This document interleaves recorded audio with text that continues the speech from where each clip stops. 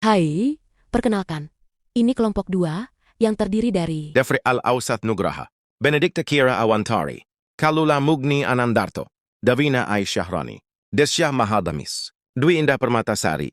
Seperti yang kalian lihat mereka terlihat bingung bukan?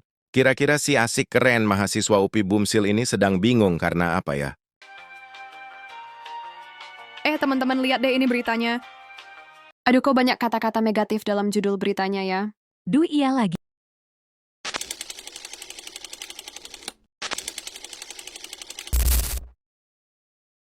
Pemilihan kata dalam judul berita secara tidak langsung memiliki dampak yang signifikan dalam pembuatan persepsi masyarakat.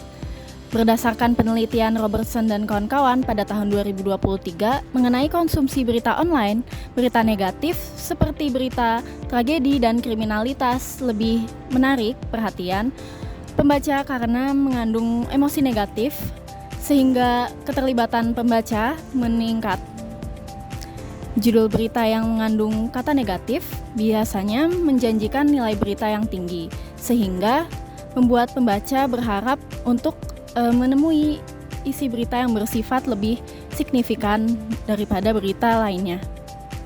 Menurut Ying Tong Liu dan kawan-kawan dalam teori negativity bias, individu cenderung memilih informasi negatif dibandingkan informasi yang positif.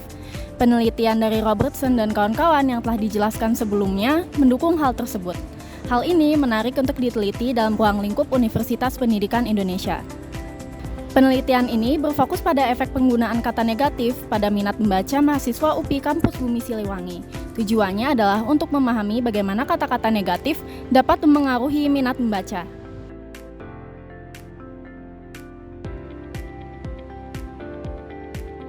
Metode penelitian yang kami gunakan adalah secara kualitatif deskriptif dengan tujuan dapat menggambarkan secara mendalam hubungan antara judul berita bernuansa negatif dengan minat membaca mahasiswa UPI Kampus Bumi Siliwangi.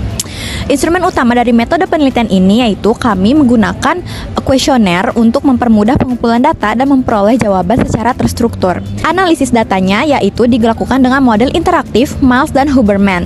Langkah-langkah yang kami lakukan, pertama, kami merangkum data-datanya dan difokuskan pada hal-hal yang penting, dicari tema dan polanya juga sehingga data yang sudah dirangkum dapat memberikan gambaran yang lebih jelas. Yang kedua, yaitu penyajian data atau data display yang kami sajikan dalam bentuk uraian singkat, bagan, hubungan antar kategori, flowchart, dan lainnya. Penyajian data ini ditujukan agar bisa ditelusuri sehingga data yang sudah dirangkum dapat dijelaskan. Yang ketiga, kami menarik kesimpulan dan verifikasi di mana data-data yang sudah dirangkum kami sajikan dan simpulkan untuk membuktikan kebenaran atau penemuan dari jawaban yang sudah kami teliti.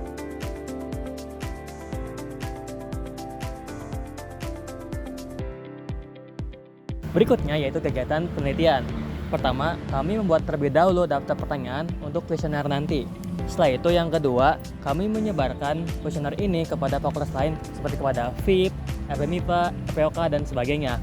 Ketiga, setelah semua data terkumpul di kuesioner itu, kami melakukan analisis data dalam model Miles dan Huberman. Yang keempat, kami menyajikan data itu dalam bentuk bantuan dengan tabel dan juga grafik. Kelima, kami menarik kesimpulan dalam bentuk dari data yang udah kami analisis sebelumnya gitu.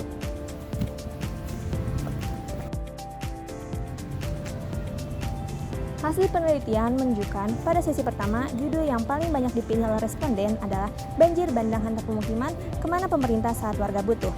Sebanyak 18 responden memilih judul ini karena menyentuh sisi emosional, menimbulkan penasaran, dan dirasa relevan dengan kehidupan mereka. Di sesi kedua, sebanyak 13 responden memperlihatkan ketertarikannya pada judul Startup Kecil Impian Besar, Anak Muda Taklukan Pasar Internasional. Responden memilih judul tersebut karena merasa terinspirasi dan juga termotivasi.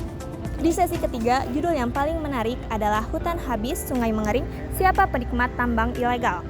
Sebanyak 15 responden memilih judul ini dikarenakan mengangkat isu lingkungan dan memperlihatkan ketidakbertanggungjawaban suatu pihak. Kami juga menanyakan seberapa sering mereka membaca judul dengan unsur negatif. Hasil menunjukkan 13 responden menjawab sering, 9 responden menjawab terkadang, dan 1 responden menjawab jarang. Mayoritas dari mereka merasa tertarik dengan judul negatif karena dianggap lebih mencolok, provokatif, dan sering kali viral, sehingga responden merasa memiliki urgensi untuk membaca judul tersebut. Kami juga menanyakan apakah minat membaca responden meningkat setelah membaca judul dengan unsur negatif. Hasil menunjukkan 10 responden menyatakan minat membaca meningkat, 9 responden netral, dan 4 responden tidak meningkat. Hasil ini menunjukkan bahwa meskipun unsur negatif menarik perhatian responden di awal, tidak semua responden otomatis terdorong untuk membacanya lebih lanjut. Terdapat korelasi antara judul berita yang memiliki unsur kata negatif dengan minat membaca mahasiswa UPI Bumi Siliwangi. Berita yang memiliki unsur kata negatif meningkatkan minat membaca mahasiswa UPI Bumi Siliwangi. Dari penelitian ini diketahui ada 3 faktor di balik hal tersebut. Yang pertama, karena memancing rasa penasaran. Yang kedua, karena memberikan urgensi. Dan yang ketiga, karena memiliki daya tarik massal di kalangan audiens. Atau dalam kata lain, karena keviralannya. Adapun rekomendasi bagi penelitian di masa mendatang. Yang pertama, menggunakan sampel penelitian dengan jumlah yang lebih beragam agar terciptanya hasil data yang lebih komprehensif. Kedua, penggunaan metode penelitian kuantitatif untuk mengetahui apakah terdapat perbedaan yang signifikan sehingga keakuratan hasilnya bisa dibandingkan untuk tercipta hasil penelitian yang lebih baik.